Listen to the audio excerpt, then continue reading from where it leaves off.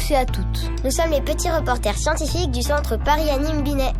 Voulez-vous connaître les secrets du chef d'orchestre de votre corps ? Aujourd'hui, rendez-vous à l'Institut du cerveau pour vous dévoiler tous ces mystères. Suivez-nous à la rencontre des chercheuses de l'ICM, c'est-à-dire l'Institut du cerveau.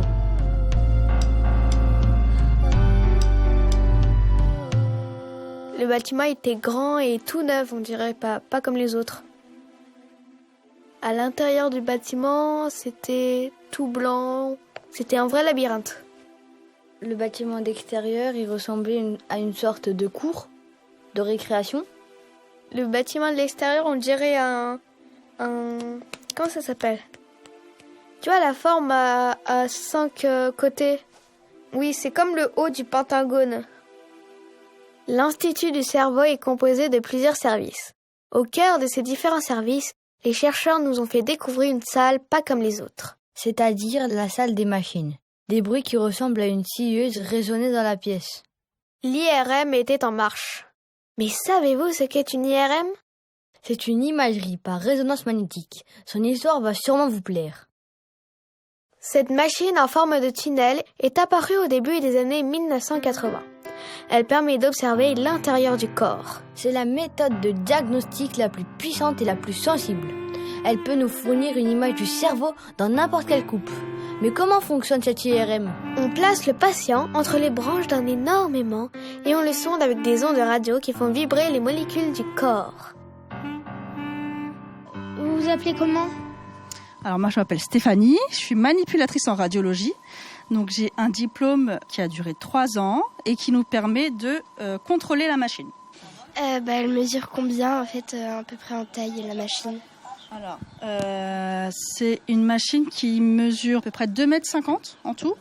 Et le tunnel à l'intérieur, il y a un diamètre qui fait 70 cm. Et vous examinez les clients pour savoir s'ils sont malades ou pas ? Alors on fait des patients, oui, qui ont des maladies qu'ils connaissent déjà. Et donc ils viennent ici pour tester, soit pour étudier la maladie, pour comprendre comment elle évolue dans le temps, comprendre comment elle est avant que les patients déclarent les symptômes. Et on a aussi des volontaires sains, donc des gens comme n'importe qui, pour là comprendre comment fonctionne le cerveau quand il n'est pas malade. Donc là c'est ce qu'on fait aujourd'hui. Le sujet, il est allongé sur le dos et la tête du sujet, elle est au milieu de l'IRM. Parce que là, on va faire des images du cerveau. La machine IRM, on fait des images grâce à un gros aimant. Et donc, tout le monde ne peut pas rentrer dans la salle. Parce que, par exemple, toi, tu as des choses métalliques sur toi. Par exemple, ça c'est métallique. Si toi, tu rentres dans la salle avec ça sera attiré par le gros aimant, en fait. Donc, ici, nous, on contrôle tout le monde, tous ceux qui peuvent rentrer dans la machine ou pas. On pose plein de questions aux gens, s'ils ont été opérés, de la tête, du cœur, s'ils ont... plein de trucs de métallique sur eux. Comment vous vous appelez ? Liane Schmidt. Vous avez quel âge ? J'ai 41 ans. Depuis 3 jours. C'est quoi votre métier ? Je suis chercheuse INSERM, donc chercheuse en neurosciences cognitives. Donc je m'intéresse en fait à la prise de décision et comment le cerveau en fait achemine en fait nos choix en fait. C'est amusant ? Ah bah oui, c'est super amusant. Donc je pose des questions comme ça aux gens en fait, est-ce qu'ils veulent manger ou pas ? Prendre une décision, est-ce que tu veux manger quelque chose ou pas ? Et je m'intéresse à la réponse en fait, comment en fait ils aboutissent en fait à dire oui ou non. Et est-ce que vous faites une moyenne après de qui a envie de quoi, etc.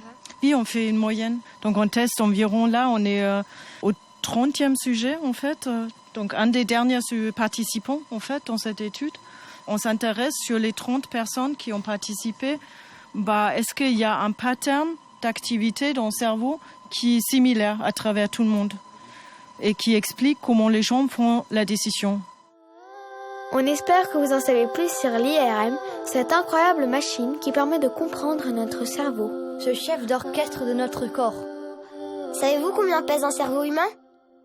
1,4 kg en moyenne pour un adulte. C'est 2% du poids du corps.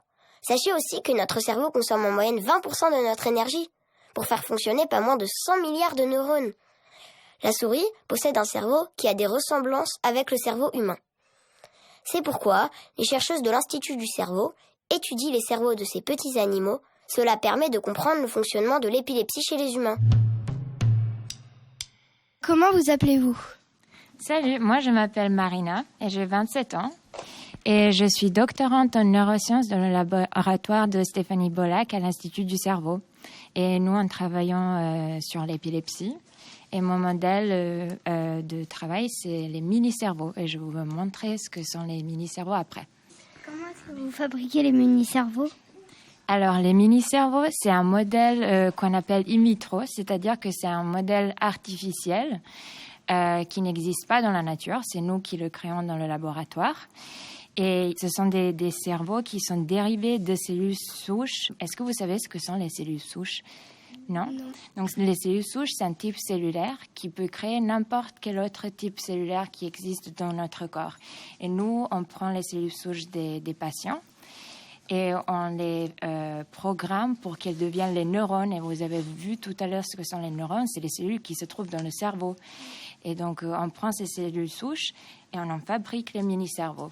Voilà. Est-ce que vous aimez bien votre métier? J'adore mon métier parce que j'ai l'impression de jouer tous les jours. C'est vraiment très amusant. Qu'est-ce qui vous a donné envie de faire ce métier? Alors, plusieurs choses. D'abord, la curiosité. J'aimais beaucoup les sciences dès que j'étais petite comme vous.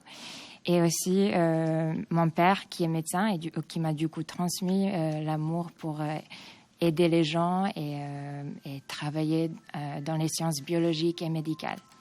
Bon, merci beaucoup. Merci à vous. Nous sommes partis à la rencontre de Lorraine. Elle nous a expliqué le mystère autour des mini-cerveaux. Alors, je m'appelle Lorraine, j'ai 27 ans. Donc, je travaille sur l'épilepsie, comme tout le monde ici. Et comme Marion, je travaille aussi avec les souris. Qu'est-ce que vous préférez comme activité à faire sur les animaux?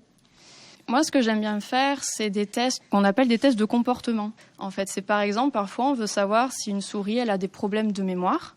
Et on a des petits tests où on les met dans des sortes de cages particulières et on peut leur faire des tests où on leur fait apprendre, par exemple, à aller à un endroit dans la cage, puis après un autre. Et après, on arrive à voir si la souris, elle a des problèmes de mémoire. En fait, on les entraîne et après, on peut dire « Ah, ben cette souris, elle a un problème de mémoire. Celle-là, non. » Ça, j'aime bien. J'aime bien faire ça.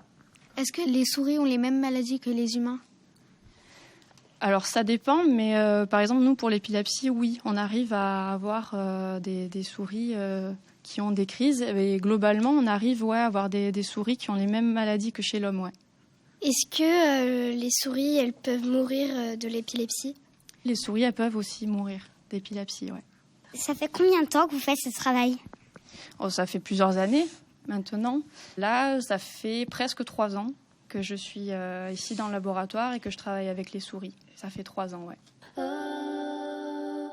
Est-ce que les souris, si elles sont pas malades, elles ont beaucoup de mémoire? Les souris, en général, elles ont une bonne mémoire. Ouais, on peut, comme je disais tout à l'heure, on peut faire des tests. Et les souris, quand elles sont pas malades, elles ont une bonne mémoire. On peut bien le voir.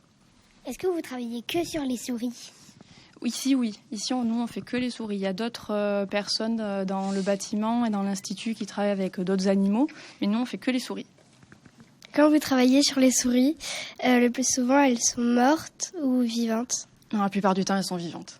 Heureusement. J'ai pas vraiment compris pourquoi c'est un très très bon exemple. Pourquoi on utilise des souris? En fait, c'est compliqué de travailler sur l'homme parce que nous, l'avantage qu'on a avec les souris, c'est qu'on peut faire peut-être des tests, comme je te disais, des tests de comportement, et aussi on peut prélever des cerveaux, alors qu'on peut pas faire ça chez l'homme. On peut pas aller prendre le cerveau. Non, on peut pas aller prendre le cerveau d'un humain.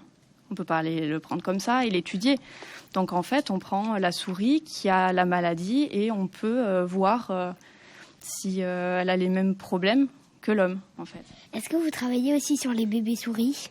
On travaille aussi parfois sur les bébés souris. Parce que justement, comme parfois les problèmes liés à l'épilepsie, ils arrivent, par exemple chez l'homme, quand l'enfant est dans le ventre de la mère, chez les souris, c'est pareil aussi. Donc parfois, on peut déjà avoir des problèmes quand ils sont dans le ventre de la maman souris. Est-ce que c'est plutôt les femelles souris qui ont une bonne mémoire ou les mâles? Pour la mémoire, alors les tests que j'avais faits, si tu veux savoir, les deux ont une mémoire à peu près identique, les mâles et les femelles. Merci beaucoup. De rien. Comment vous appelez-vous? Alors bonjour, je m'appelle Marion, j'ai 25 ans et donc je suis ingénieure dans l'équipe et je travaille avec Marina, Lorraine et d'autres personnes dans l'équipe pour les aider sur leurs projets et donc le plus souvent c'est sur les souris. À quoi consiste votre métier ? Alors mon métier il consiste à récupérer des échantillons sur les souris, donc le plus souvent ça va être leur cerveau, et ensuite de faire des analyses qu'on appelle de l'histologie. Donc cette histologie, ça consiste à analyser du coup les cerveaux et du coup la pathologie qui est l'épilepsie avec des colorations. Donc un exemple de ce que je fais, je prends le cerveau et je le coupe en fines lamelles pour ensuite l'observer au microscope. Et donc vous pouvez voir ici, il y a des coupes de cerveau de souris que j'ai colorées avec des colorants et donc qui me permet ensuite de voir les cellules qui sont épileptiques et de déterminer aussi où se trouvent ces cellules dans le cerveau. Des petits échantillons, il y a un cerveau dedans. À quoi ça sert ? C'est-à-dire plus précisément, pourquoi est-ce que je les ai prélevés ? Oui. Alors, je les ai prélevés parce que ce sont des souris qui sont malades. Et donc, moi, j'essaye d'étudier où est-ce qu'elles sont malades, donc où est la zone épileptique, et quelles sont les connexions entre ces cellules, et qu'est-ce qu'elles communiquent, comment elles communiquent entre elles, et qu'est-ce qu'elles communiquent entre elles. Tout un tas de questions, en fait, qui sont importantes pour l'épilepsie, et qui nous permettent de répondre aussi à des questions qu'on se pose, du coup, dans la maladie, ce qui se passe chez l'humain. Pourquoi vous prenez pas un cerveau de souris ? Pourquoi vous en prenez plusieurs ? Ok, en fait, on en prend plusieurs parce que parfois, quand on voit un cerveau de souris et qu'on voit qu'il est malade, parfois on se demande si c'était pas juste cette souris-là et il nous faut d'autres souris pour pouvoir dire ok, elles sont toutes malades, elles ont toute la maladie. Parce que parfois, une seule, on ne sait pas trop, tu vois. Du coup, on a besoin de plusieurs souris pour dire ok, elles sont toutes malades, elles ont toutes ce même problème. C'est pour ça qu'on en prend plusieurs, c'est pour être sûr de nous en fait. La souris possède un cerveau qui a des caractéristiques du cerveau humain. C'est pourquoi les chercheuses de l'Institut du cerveau étudient les cerveaux de ces petits animaux. Cela permet de comprendre le fonctionnement de l'épilepsie chez l'humain. Comment vous appelez-vous ? Je m'appelle Lina, j'ai 23 ans et comme Marina et Lorraine, je suis doctorante en neurosciences. Donc je viens de commencer il y a environ 1 mois. Et je travaille plutôt sur le côté génétique. Donc on essaye de trouver la cause qui pourrait mener justement à ces épilepsies chez les enfants. Les épilepsies, par exemple, si ma maman ou mon papa en a, c'est plus probable que j'en ai moi.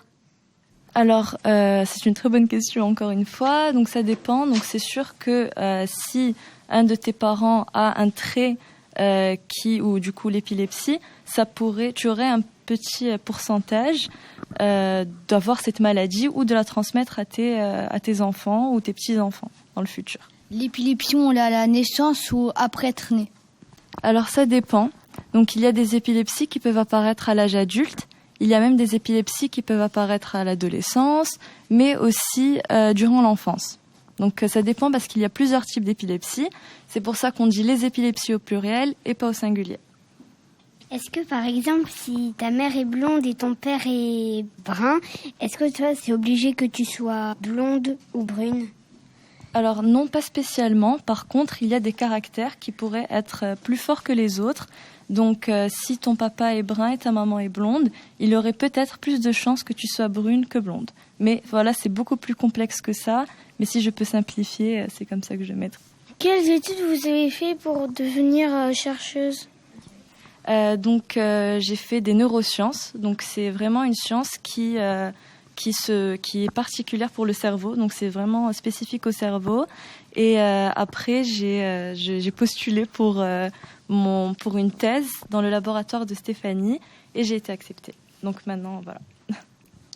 Et est-ce qu'il y a quelque chose de particulier qui vous a donné envie de faire ce métier ? Oui. Alors je suis moi-même épileptique. Quand j'étais petite, je m'intéressais à la maladie. Je me disais oui, mais c'est quoi l'épilepsie ? Comment ça se fait que j'ai des crises ? Et donc après, je me suis dit qu'en grandissant, je ferais un travail qui m'apprendrait encore plus sur ma maladie. Et donc c'est pour ça que j'ai travaillé actuellement sur les épilepsies, pour aider aussi les enfants qui n'ont pas forcément cette chance d'avoir un traitement qui pourrait les aider. Merci. Merci beaucoup. De rien. Les neurones génèrent normalement jusqu'à 80 impulsions électriques par seconde. Dans certains types de crises, la personne épileptique, que ce soit un adulte ou un enfant, n'a pas de perte de conscience, mais elle va présenter des signes moteurs. Par exemple, faire tomber son bol de chocolat chaque matin. Dans ce cas, le bol de chocolat qui se brise et s'éparpille sur le sol n'est pas dû à sa maladresse, mais à sa crise d'épilepsie. Inutile de le disputer. Elle, lui, vient de vivre un mini-orage d'une seconde dans son cerveau. Une seconde où tout lui a échappé des mains. Est-ce que vous pouvez vous présenter, s'il vous plaît ? Oui, bonjour, je m'appelle Stéphanie Bollac. Je suis directrice de recherche à l'INSERM et je suis chef d'équipe à l'Institut du cerveau. Est-ce que l'épilepsie, on nous a dit que c'était pas contagieux, que ça pouvait pas s'attraper, mais il y a des gens, ils ont jamais eu de l'épilepsie et tout d'un coup ils en ont. Comment ça se fait que ça soit à un moment donné et pas toute leur vie ? Alors, c'est une excellente question puisque c'est justement pour cela qu'on fait de la recherche sur l'épilepsie.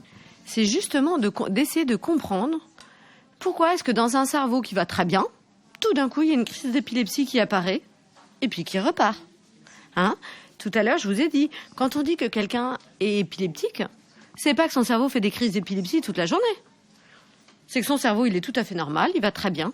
Et puis tout d'un coup, il fait une crise d'épilepsie. Donc, pourquoi est-ce que cette crise arrive et pourquoi est-ce qu'elle s'arrête ? Eh bien, ça fait partie des questions de recherche qu'on se pose. Alors, une des raisons, c'est justement à cause d'une mutation génétique. C'est-à-dire qu'il y a une petite mutation, un petit changement dans son ADN, dans sa molécule d'ADN, qui fait qu'il y a une petite protéine qui fonctionne plus très bien et qui va suffire pour que les neurones se mettent à faire des crises d'épilepsie. Mais parfois, on peut aussi devenir épileptique après avoir eu un choc sur le cerveau, par exemple. Imagine un accident de voiture, avec un choc sur la tête. Et bien, ce choc, ce traumatisme crânien, peut par la suite déclencher des crises d'épilepsie. D'accord ? On peut devenir épileptique à cause de génétique, ou à cause d'un accident, ou à cause d'une tumeur, ou parfois à cause d'une petite malformation. Pendant la grossesse, le bébé qui est en train de se développer, il y a son cerveau, il y a un petit endroit du cerveau qui a une petite malformation. Et ça, on le verrait à l'IRM, justement, une malformation. Est-ce que l'épilepsie, il y a un moyen de le guérir complètement, que ça n'arrive plus ? Alors, dans certains cas, on peut guérir complètement de l'épilepsie, ne plus faire de crise d'épilepsie et ne plus prendre de médicaments antiépileptiques. C'est tout à fait possible. L'épilepsie, tu sais, dont je t'ai parlé ce matin, l'épilepsie myoclonique juvénile, tu sais, c'est parfois des adolescents qui prennent leur bol de chocolat chaud et puis quand une secousse et qu'ils font tomber leur bol de chocolat, et bien cette épilepsie-là, elle n'est pas grave du tout. Elle va s'installer pendant quelques années puis elle va repartir toute seule. Et la personne ne fera plus jamais de crise d'épilepsie. Mais parfois, il y a des épilepsies qui sont très graves, qui sont très sévères. Et toute la vie, la personne devra prendre des médicaments. Tu sais qu'il y a des personnes célèbres qui étaient épileptiques. Jules César, il était épileptique par exemple. Est-ce qu'il y a des épilepsies qui ont évolué ? Qui ont évolué, tu veux dire, au cours de l'âge de la personne ? Oui. Oui, tout à fait. L'épilepsie, c'est une maladie, on dit qu'elle est âge dépendante. Elle dépend de l'âge. D'accord ? Donc, il y a des épilepsies de l'adulte, il y a des épilepsies de l'enfant, il y a des épilepsies du nouveau-né. D'accord ? Et donc, elle évolue. Et il y a certaines épilepsies qui vont repartir toutes seules, sans antiépileptiques, parce qu'elles sont là juste pendant l'adolescence. Et puis après, il n'y en a plus à l'âge adulte. Ou au contraire, des épilepsies qui vont apparaître uniquement chez la personne âgée. Que faut-il faire quand quelqu'un fait une crise d'épilepsie quand on est avec lui ? Alors tu restes à côté de la personne, tu vérifies qu'elle est bien en position de sécurité, tu sais, sur le côté, comme ça. Et puis tu lui tiens un petit peu la tête, mais en général, ça va passer très vite. Et si jamais ça dure trop longtemps, alors il faut appeler le SAMU. Merci beaucoup. Merci beaucoup de m'avoir posé toutes ces questions intéressantes. Et voilà, c'est terminé. On espère que vous avez apprécié ce moment en notre compagnie et que vous avez appris plein de choses sur votre cerveau. Les petits reporters sont Roxane, Safia, Adèle, Ambroise, Alexandre, Paris, Nanta. Et la musique que vous avez écoutée, c'est nous qui l'avons composée. Ce projet a été encadré par Michel, Léo, Coralie, Christine et Alexandre. Ce projet vous est proposé par le Centre Paris-Anime Binet, la bibliothèque Jacqueline de Romilly, la bibliothèque Robert Sabatier et les Petits Débrouillards. Merci à tous de nous avoir écoutés et à bientôt.